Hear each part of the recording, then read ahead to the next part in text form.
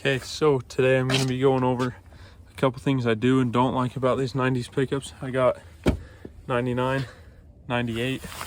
That's a Chevy. This is GMC. But before I do that, I got to replace this mirror.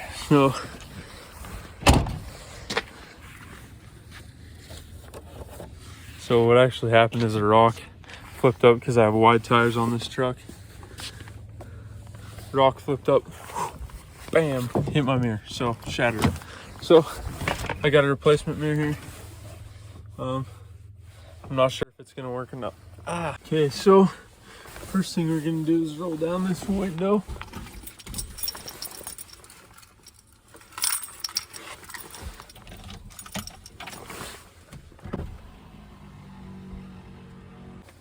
Need a screwdriver, and this should I've never had one that was that hard before. Okay, I'm gonna get it this time.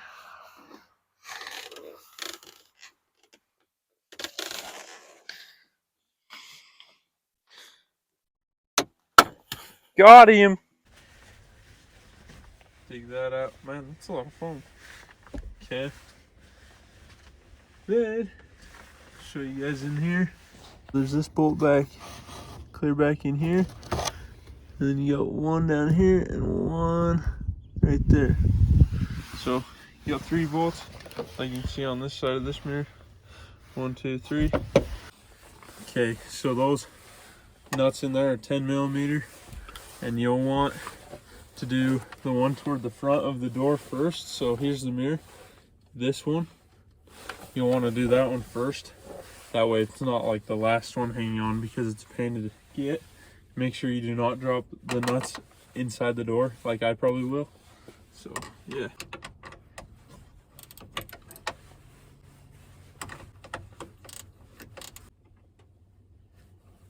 Oh, baby. I got him.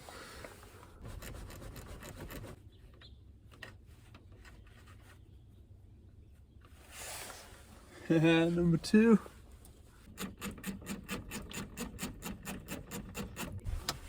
Like that. Good as new.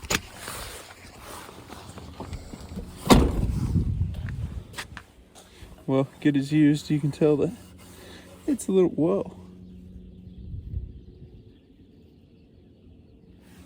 That was cool. Okay, so this is my 1999 GMC K1500. It's got 318,000 miles, and it's my pavement princess. I never take it off-roading or anything. So a couple problems I have. The number 1 problem I've read about on the internet would be this right here, and that's your like motor for your windshield wipers. And then there's a board inside of here, and that board goes bad, and it'll make your window wipers either like work on either one speed, or like sometimes they won't turn on or won't turn off. And so that's a huge problem. Also, don't look at all this mess. That's my bad. I got all sorts of lights and stuff going on here. Another thing about these trucks that I've heard is a big problem is the intake manifold leaks. So your intake manifold will leak, and it'll either start leaking coolant or oil. And so this truck has never had that problem. I've had a couple of these trucks, and I've never actually had that problem, but I know it can be a big problem on these trucks. So that's one thing you got to really watch out for, is make sure you don't see any coolant like running down, or oil running down the front of your engine, or especially under your water pump. I know some of these water pumps go bad. Make sure you look, like crawl underneath here. And this truck's lifted, so it's got all these plates and stuff underneath. The stock truck I don't think has those, but you'll want to look on the bottom of the engine and make sure there's no water or oil coming out. And also make sure you check your oil. It's a big deal. This oil looks great. It does need change soon.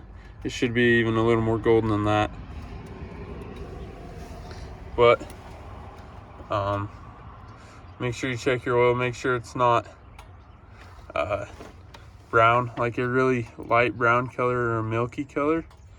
So that means you have antifreeze in your oil, and these trucks aren't super known for that, but it does happen. So if say you're looking at a truck or something wanting to buy it, that ought to be the first thing, at least one of the first things you do, is check the oil, start it, watch your oil pressure. I'll show you what the oil pressure is on this truck. So running at an idle, I'll get a better view here for you. Running at an idle, it's about almost 50. And that's, my engine's not quite all the way warm, but it normally is just over 40 at an idle. And then if I rev it up,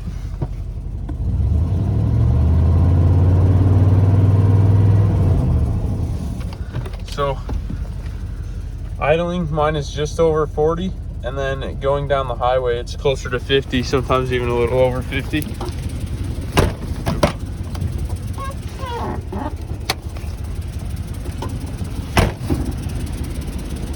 So after you check the oil and then make sure the truck doesn't have any drips or anything underneath it, make sure there's no water, coolant, oil, anything running down the front of the engine, you want to start it and let it run, and then always look underneath and make sure there's nothing dripping on the ground. This truck doesn't leak anything. I have seen some that leak oil or water, but this thing doesn't leak any. One thing about these trucks though, I've noticed on a lot of them, is this rear diff. So as you can see on the cover plate, that rear diff leaks. And a lot of them, if people let them go too low, it'll wear out your gears in your rear end, and your truck will start making a lot of, like, just kind of a drone noise as you're going down the road. And so when you start driving the truck, you'll make sure you want to look, or I guess listen for that drone noise in the rear end. Unless you want to rebuild the rear end, you probably don't want to buy a truck that has that noise going on, and so just watch for that. Okay, now we're here on the interior. One thing you want to watch for is these trucks, the stock thermostat should run at 195. This truck has a 180-degree thermostat in it, so it usually sits, you can see what it's at. It's usually normally just a little higher than that, kind of where that first white line is, like right there. That's usually where my temperature gauge sits, and that's where most of these trucks, maybe a little higher than that if they still have the stock thermostat in them, but you want to watch for that. If these trucks even get close to 210, it's not very good. It means, like, I guess if they have like a warmer thermostat in it, it might get close to 210, but the majority of these trucks I've seen don't even get close to 210 ever. And then another couple problems with these is, like, I don't know if you can see here, I've had to replace my light switch once. I've had to, what else? These bezels sometimes come loose on the front. This one's pretty tight, but I've seen a lot of trucks with that. Make sure, if it's push button 4-wheel drive, make sure everything works. This truck doesn't like to go into 4 low. Sometimes I have to put it in neutral. But also another thing is just little things like this that happen to the truck, and then these inside handles break a lot. One other thing that happens that I've seen on a lot of these trucks is this right here. So I have to use my key fob. I programmed a key fob into it so I can unlock it and lock it. That way I'm not having to walk around to the passenger side every time to unlock my truck. You can find plenty of YouTube videos on how to program those key fobs in. They're super easy. I definitely recommend doing it. Okay, now to the good in these trucks. I have loved this truck. I bought it with 248,000 miles. It's got 318,600 right now. So it has the original transmission in it. I don't know for sure if there's been any engine work done to it, but I don't think so. It's like, this truck has been an awesome truck for me. I did do the lift, wheels and tires, and so because of that, I have to do a lot of ball joints and wheel bearings, but I did that to myself. If you leave your pickup stock height, shouldn't have to worry about any of those very often. You still have to do them, you know, normal maintenance, but I just have to do ball joints, wheel bearings, brake pads, like all the front end stuff. I just have to do that quite a bit more just because of my lift, and I think it's more of the big tires on it are just so much harder on these little half tons.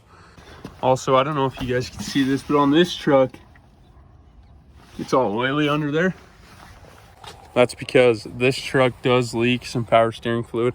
I have to add it every once in a while. I just keep a bottle in my toolbox in my bed. So in my bed here, I have this Montezuma box, and then that box, and then I've got like the spare tire, gas jug, water, that type of stuff. But I keep a lot of tools in this truck just because I use it as a work truck.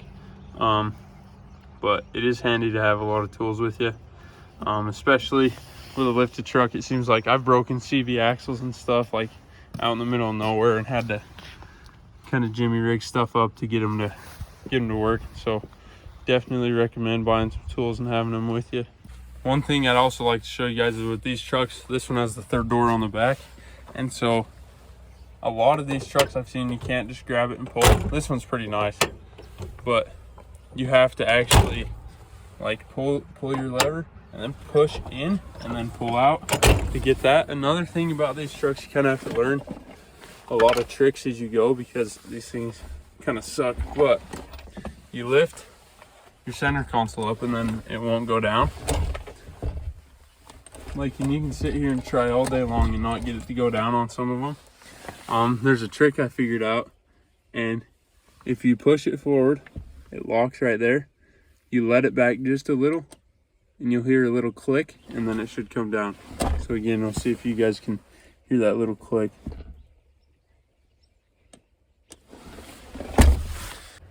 Okay, well, that's just a couple real quick tips. If you guys are looking into buying a 90s, like a 96 plus, a lot of these things are the same. You'll just have to kind of figure out some tricks and stuff to it. Make sure you check your oil. Make sure you check for leaks. They're good trucks. They really are. Just make sure they run good. Make sure they're not missing. A lot of these trucks have get to where they misfire just because people don't take care of them. Not normal maintenance. So just watch for stuff like that. Be smart. Make sure it has clean title. Make sure all that jazz, you know. But thanks for watching. If you want to see more like this or have any other questions or anything, leave them in the comments. And yeah, thanks for watching.